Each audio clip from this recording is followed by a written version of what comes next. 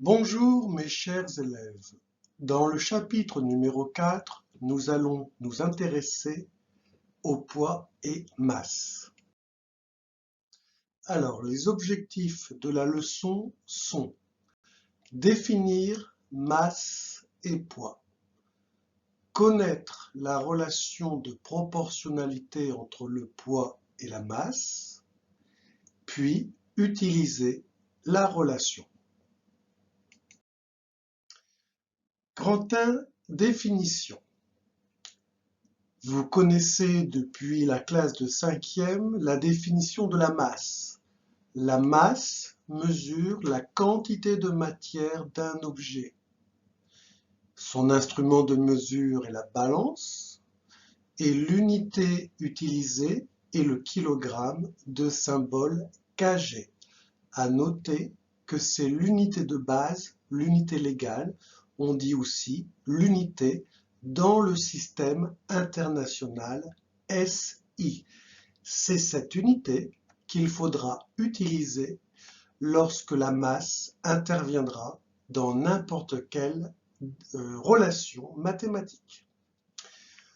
Ensuite, alors, on confond souvent la masse et le poids.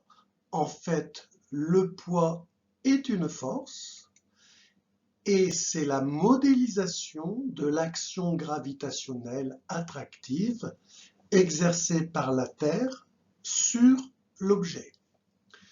L'instrument de mesure est le dynamomètre et l'unité du poids, l'unité SI du poids, comme toutes les forces, est le newton de symbole N.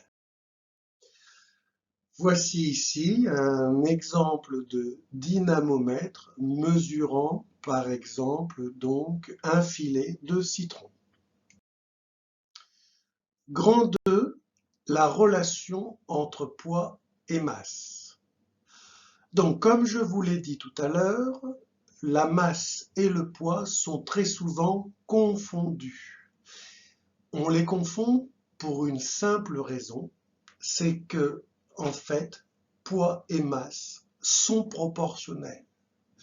Pour montrer cette proportionnalité entre la masse et le poids, nous allons faire une petite expérience en suspendant différentes masses marquées à un dynamomètre afin de mesurer le poids. Les résultats seront placés dans un tableau. Alors les masses marquées prises sont de 100 grammes à 400 grammes.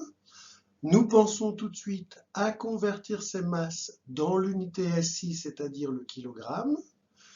Le gramme est le millième du kilogramme, donc 100 grammes est égal à 0,1 kg. Le dynamomètre va nous afficher les valeurs du poids. Pour une masse de 100 grammes, le poids est de 1 newton, 2 newtons pour 200 grammes, etc., etc.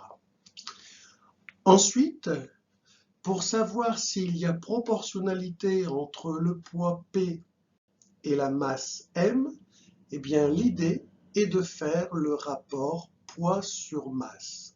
Et si on obtient un rapport constant, alors le poids et la masse sont proportionnels. À noter que dans la première case, j'ai mis impossible, car il est impossible mathématiquement de diviser par 0. On peut aussi construire une courbe donnant le poids en fonction de la masse. Le poids en ordonnée, exprimé en newton, la masse en abscisse, exprimée en kilogrammes. Alors le premier point, pour une masse de 0 kg, le poids était de 0 newton. Pour une masse de 0,1 kg, le poids était de 1 newton, etc., etc. pour les 3 autres points suivants. Qu'est-ce que nous remarquons? Bien, tout de suite, nous remarquons que les points semblent être alignés. Donc, on peut tracer une droite passant par l'ensemble de ces points. Ensuite, cette droite passe par l'origine des deux grandeurs physiques poids et masse, donc on peut en déduire que le poids est proportionnel à la masse. Je vous rappelle que si le poids est proportionnel à la masse, ça veut dire que si on double la masse, alors le poids est doublé. Alors voici la droite tracée. Et ce qui nous intéresse maintenant, c'est d'obtenir ce coefficient de proportionnalité. Pour cela, nous allons prendre un point de la droite qui n'est pas forcément un point expérimental. Par exemple, j'ai choisi de prendre ce point A, de coordonnées, donc en abscisse 0,35 kg, c'est sa masse, et le poids correspondant est de 3,5 newtons. Donc, les coordonnées du point A sont m égale 0,35 kg, P égale 3,5 newtons. Pour calculer le coefficient de proportionnalité, il suffit de faire la division entre le poids au point A et la masse au point A. Donc, 3,5 divisé par 0,35 égale 10. Voilà. Le coefficient de proportionnalité est de 10. En sciences physiques, on a toujours l'habitude de rajouter une unité. Ce coefficient est obtenu en divisant un poids exprimé en newtons par une masse exprimée en kilogrammes. Donc, ce coefficient de proportionnalité aura pour unité le newton par kilogramme. Donc, on résume.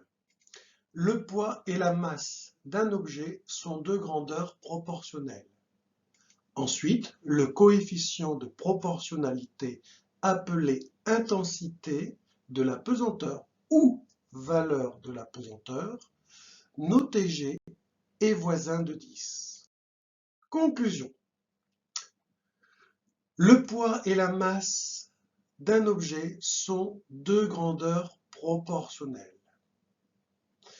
Puisqu'ils sont proportionnels, on peut donc écrire une relation qui sera P égale M fois G, avec G, la constante de proportionnalité.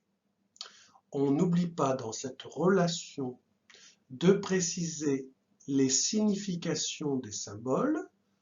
P, c'est le poids de l'objet. On n'oublie pas non plus de préciser en quelle unité, en newton, de symbole N. M est la masse de l'objet en kilogrammes, de symbole kg. Et G, qui est donc ce coefficient de proportionnalité, en fait a un sens physique, c'est la valeur de l'intensité, la valeur de la pesanteur ou l'intensité de pesanteur exprimée en newton par kilogramme. Et au voisinage du sol terrestre, G est égal à 10 newtons par kilogramme. Voilà. Alors maintenant, on peut essayer d'appliquer cette relation en calculant le poids d'un objet de 250 grammes. Donc, on cherche le poids P. Les données sont la masse de 250 grammes et on mathématise la chose en notant M égale 250 grammes. Nous sommes sur Terre, comme ce n'est pas précisé, on n'oublie pas d'inclure la deuxième donnée qui n'est pas précisée ici, mais qui est l'intensité de pesanteur, G, qui vaut 10 newtons par kilogramme. Nous cherchons P. Les données sont M et G. Nous allons donc utiliser la relation P égale M fois G. Mais attention, la masse doit être exprimée en kilogrammes.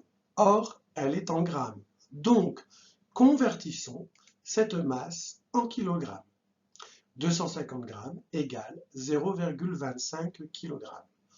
on applique la formule P égale M fois G, c'est-à-dire 0,25 fois 10, et l'on obtient P égale 2,5 newtons. La conclusion est donc le poids d'un objet de 250 grammes est de 2,5 newtons. Voilà, la leçon est terminée. Vous n'avez plus qu'à travailler correctement cette leçon et bien l'apprendre et vous saurez refaire toutes les notions nécessaires apprises dans ce cours. Au revoir.